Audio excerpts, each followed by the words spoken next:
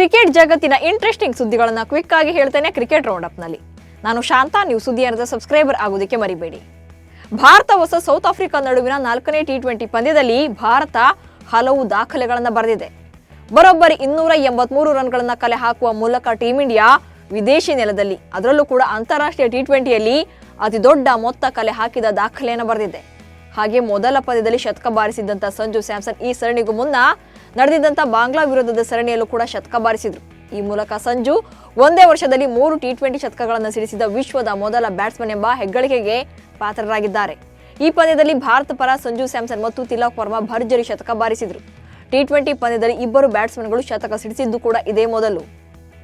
ದಕ್ಷಿಣ Africa ವಿರುದ್ಧದ 4ನೇ T20 ಪಂದ್ಯದಲ್ಲಿ ಭಾರತ ಐತಿಹಾಸಿಕ ಗೆಲುವನ್ನು ದಾಖಲಿಸಿದೆ. ಕಳೆದ 2 ಪಂದ್ಯಗಳಲ್ಲಿ ಸತತವಾಗಿ ಡಕ್ಔಟ್ ಆಗಿದ್ದಂತ ಸಂಜು ಸ್ಯಾಮ್ಸನ್ ಕೊನೆ ಪಂದ್ಯದಲ್ಲಿ ಅದ್ಭುತ ಪ್ರದರ್ಶನದ ಮೂಲಕ ಶತಕ ಬಾರಿಸಿದ್ರು. ಇದೇ ವೇಳೆ ಸಂಜು ಸ್ಯಾಮ್ಸನ್ ಸಿಕ್ಸರ್ ಬಾರಿಸಿದಂತ ಚೆಂಡು ಗ್ರೌಂಡ್ನಲ್ಲಿ ಮ್ಯಾಚ್ ನೋಡ್ತಾ ಇದ್ದಂತ ಯುವತಿ ಮುಖಕ್ಕೆ ಹೋಗಿ ಬಿದ್ದಿದೆ. ನೋವಿನಿಂದ ಆ ಯುವತಿ ಕಣ್ಣೀರ್ತಿರುವ ಫೋಟೋಗಳು ವೈರಲ್ ಆಗ್ತಾ ಇವೆ. ಕೆನ್ನೆ ಮೇಲೆ ಐಸ್ ಪ್ಯಾಕ್ ಹಿಡ್ಕೊಂಡು ಯುವತಿ ಅಳ್ತಾ ಇದ್ದು ಫೋಟೋಗಳು ಟ್ರೋಲ್ ಆಗ್ತಾ ಇವೆ. ದಿ ಆರ್ಟ್ ಅಂತ ಯುವತಿ ಅಳ್ತಾ ಇರುವಂತ ಫೋಟೋವನ್ನು ಹಾಕಿ ದಿ ಆರ್ಟಿಸ್ಟ್ ಅಂತ ಸಂಜು ಫೋಟೋವನ್ನು ಹಾಕಿದ್ದಾರೆ.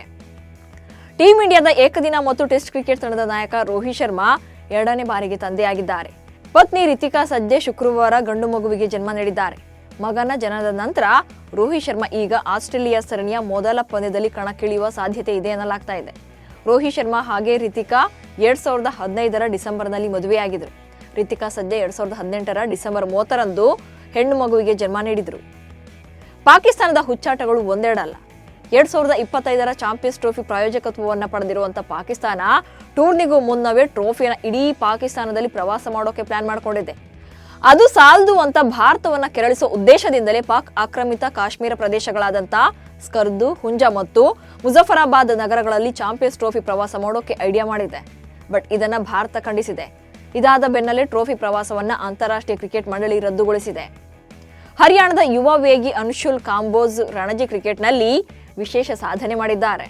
ಕೇರಳ ವಿರುದ್ಧದ ಪಂದ್ಯದಲ್ಲಿ ಇನ್ನಿಂಗ್ಸ್ನ ಎಲ್ಲಾ 10 ವಿಕೆಟ್ಗಳನ್ನು ಅನ್ಶುಲ್ ಪಡೆದಿದ್ದು ಟೂರ್ನಿಯ ಇತಿಹಾಸದಲ್ಲೇ ಈ ಸಾಧನೆ ಮಾಡಿದಂತ 3ನೇ ಬೌಲರ್ ಎಂಬ ಖ್ಯಾತಿಗೆ ಪಾತ್ರರಾಗಿದ್ದಾರೆ. 30.1 ಓವರ್ಗಳನ್ನು ಎಸೆದು 49 ರನ್ಗಳನ್ನು ನೀಡಿದ್ದಾರೆ. ಇದಕ್ಕೂ ಮುನ್ನ 1956ರಲ್ಲಿ ಬೆಂಗಾಲ್ನ ಪ್ರೇಮಾಂಜು ಚಟರ್ಜಿ ಅಸ್ಸಾಂ ವಿರುದ್ಧ, ಹಾಗೆ 1985ರಲ್ಲಿ ರಾಜಸ್ಥಾನದ ಪ್ರದೀಪ್ ಸುಂದರಂ ವಿದರ್ಭ ವಿರುದ್ಧದ ಪಂದ್ಯದಲ್ಲಿ ಇನ್ನಿಂಗ್ಸ್ನ ಎಲ್ಲಾ 10 ವಿಕೆಟ್ಗಳನ್ನು ಪಡ್ಕೊಂಡಿದ್ರು. ಬಾರ್ಡರ್ ಗವಾಸ್ಕರ್ ಟೆಸ್ಟ್ ಸೀರೀಸ್ಗಾಗಿ ಟೀಂ ಇಂಡಿಯಾ ಆಸ್ಟ್ರೇಲಿಯಾಗೆ ತೆರಳಿ ಅಭ್ಯಾಸವನ್ನು ಕೂಡ ಆರಂಭಿಸಿದೆ. ಇದೇ ಪರ್ತ್ನಲ್ಲಿ ಬಾಲಿವುಡ್ ನಟಿ ಊರ್ವಶಿ ರೌಟೇಲಾ ಪ್ರತ್ಯಕ್ಷರಾಗಿದ್ದಾರೆ. ಪರ್ತ್ನಲ್ಲಿ ಸೌರವ್ ಗಂಗೂಲಿ ಜೊತೆ ಫೋಟೋಗೆ ಪೋಸ್ ಕೊಟ್ಟಿರುವ ಈ ಬ್ಯೂಟಿ ಇನ್ಸ್ಟಾಗ್ರಾಮ್ನಲ್ಲಿ ಶೇರ್ ಮಾಡಿಕೊಂಡಿದ್ದಾರೆ ಫೋಟೋವನ್ನ. ಈ ಫೋಟೋ ಹೊಸ ಚರ್ಚೆಗೆ ಈಗ ದಾರಿ ಮಾಡಿಕೊಟ್ಟಿದೆ. ಈ ನಟಿ ಪರ್ತ್ನಲ್ಲಿ ಕಾಣಿಸಿಕೊಂಡ ಬೆನ್ನಲ್ಲೇ ರಿಷಬ್ ಪಂತ್ ಜೊತೆಯಲ್ಲೇ ಊರ್ವಶಿ ಆಸ್ಟ್ರೇಲಿಯಾಗೆ ತೆರಳಿದ್ರ ಎಂಬ ಅನುಮಾನ ಹುಟ್ಟಿಕೊಂಡಿದೆ. ಯಾಕಂದ್ರೆ 2018ರಲ್ಲಿ ಇವರಿಬ್ಬರ ಲವ್ ಬಗ್ಗೆ ಗಾಸಿಪ್ ಹರಿದಾಡಿತ್ತು. ಪಂತ್ ಮತ್ತು ಊರ್ವಶಿ ರಿಲೇಶನ್ಶಿಪ್ನಲ್ಲಿದ್ದಾರೆ, ಡೇಟಿಂಗ್ ನಡೆಸಿದ್ದಾರೆ ಅಂತೆಲ್ಲ ಸುದ್ದಿಯಾಗಿತ್ತು. ಭಾರತದ ಮಾಜಿ ಆರಂಭಿಕ ಬ್ಯಾಟರ್ ಶಿಖರ್ ಧವನ್ ಮತ್ತೆ ಕ್ರಿಕೆಟ್ ಮೈದಾನಕ್ಕೆ ಮರಳ್ತಾ ಇದ್ದಾರೆ. ಈ ವರ್ಷ ಅಂತಾರಾಷ್ಟ್ರೀಯ ಮತ್ತು ದೇಶೀಯ ಕ್ರಿಕೆಟ್ಗೆ ಧವನ್ ವಿದಾಯ ಹೇಳಿದರು. ಹೀಗಾಗಿ ಭಾರತೀಯ ಕ್ರಿಕೆಟ್ ಅಭಿಮಾನಿಗಳು ಧವನ್ ಆಟವನ್ನು ಮಿಸ್ ಮಾಡಿಕೊಳ್ತಾ ಇದ್ರು. ಇದೀಗ ಮೈದಾನದಲ್ಲಿ ರನ್ ಹೊಳೆ ಹರಿಸೋಕೆ ಶಿಖರ್ ಧವನ್ ಸಜ್ಜಾಗಿದ್ದಾರೆ. ನೇಪಾಳ ಪ್ರೀಮಿಯರ್ ಲೀಗ್ನಲ್ಲಿ ಮತ್ತೆ ಅಬ್ಬರಿಸೋಕೆ ರೆಡಿಯಾಗ್ತಿದ್ದಾರೆ. ಭಾರತೀಯ ಕ್ರಿಕೆಟ್ ನಿಯಂತ್ರಣ ಮಂಡಳಿ IPL 2025ರ ಮೆಗಾ ಹರಾಜಿನಲ್ಲಿ ಭಾಗವಹಿಸುವಂತ ಆಟಗಾರರ ಫೈನಲಿಸ್ಟ್ ಅನ್ನು ಅನೌನ್ಸ್ ಮಾಡಿದೆ. ಮೆಗಾ ಹರಾಜಿನಲ್ಲಿ ಭಾಗವಹಿಸೋಕೆ ಒಟ್ಟು 1574 ಮಂದಿ ನೋಂದಣಿ ಮಾಡಿಸಿಕೊಂಡಿದ್ರೆ, ಫ್ರಾಂಚೈಸಿಗಳ ಸೂಚನೆಯಂತೆ BCCI 574 ಮಂದಿಯನ್ನು ಶಾರ್ಟ್ ಲಿಸ್ಟ್ ಮಾಡಿದೆ. ಆದರೆ ಈ ಪಟ್ಟಿಯಲ್ಲಿ 13 ವರ್ಷದ ಬಾಲಕನಿಗೆ ಸ್ಥಾನ ಸಿಕ್ಕಿದೆ. ಮೆಗಾ ಹರಾಜಿಗೆ ಭಾರತದ ವೈಭವ್ ಸೂರ್ಯವಂಶಿ ಆಯ್ಕೆಯಾಗಿದ್ದಾರೆ. ಹಾಗಾಗಿ IPL ಇತಿಹಾಸದಲ್ಲಿ ಶಾರ್ಟ್ ಲಿಸ್ಟ್ ಮಾಡಿದ ಅತ್ಯಂತ ಕಿರಿಯ ವ್ಯಕ್ತಿ ಎಂಬ ಹೆಗ್ಗಳಿಕೆಗೆ ಸೂರ್ಯವಂಶಿ ಪಾತ್ರರಾಗಿದ್ದಾರೆ. ನ್ಯೂಜಿಲೆಂಡ್ ತಂಡದ ಖ್ಯಾತ ಆಟಗಾರ ಟಿಮ್ ಸೌಥಿ ಟೆಸ್ಟ್ ಕ್ರಿಕೆಟ್ಗೆ ನಿವೃತ್ತಿಯನ್ನು ಘೋಷಣೆ ಮಾಡಿದ್ದಾರೆ. ಮುಂಬರುವ ಇಂಗ್ಲೆಂಡ್ ವಿರುದ್ಧದ ಟೆಸ್ಟ್ ಸರಣಿಯ ಮೂಲಕ ದೀರ್ಘಾವಧಿಯ ಕ್ರಿಕೆಟ್ಗೆ ವಿದಾಯ ಹೇಳುವುದಾಗಿ ಸೌಥಿ ತಿಳಿಸಿದ್ದಾರೆ.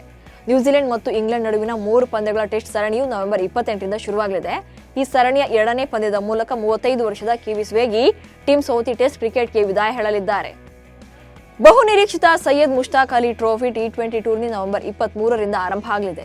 ಈ ದೇಶೀಯ ಟಿ20 ಟೂರ್ನಿ ಮಯಾಂಕ್ ಅಗರ್ವಾಲ್ ನೇತೃತ್ವದಲ್ಲಿ 15 ಆಟಗಾರರ ತಂಡವನ್ನು ಕರ್ನಾಟಕ ರಾಜ್ಯ ಕ್ರಿಕೆಟ್ ಸಂಸ್ಥೆ ಪ್ರಕಟ ಮಾಡಿದೆ. ಅನುಭವಿ ಸ್ಟಾರ್ ಬ್ಯಾಟರ್ ಮಯಾಂಕ್ ಅಗರ್ವಾಲ್ ನಾಯಕನಾಗಿ ತಂಡವನ್ನು ಮುನ್ನಡೆಸಿದರೆ, ಉಪನಾಯಕನಾಗಿ ಮನೀಶ್ ಪಾಂಡೆ ಅವರು ಕಾಣಿಸಿಕೊಳ್ಳಲಿದ್ದಾರೆ. ಕರ್ನಾಟಕ ತನ್ನ ಮೊದಲ ಪಂದ್ಯವನ್ನು ನವೆಂಬರ್ 23ರಂದು ಉತ್ತರಾಖಂಡ ವಿರುದ್ಧ ಆಡಲಿದೆ. ಇವಿಷ್ಟು ಇವತ್ತಿನ ಕ್ರಿಕೆಟ್ ರೌಂಡ್ ಅಪ್ ಸುದ್ದಿಗಳು. ನಮಸ್ಕಾರ.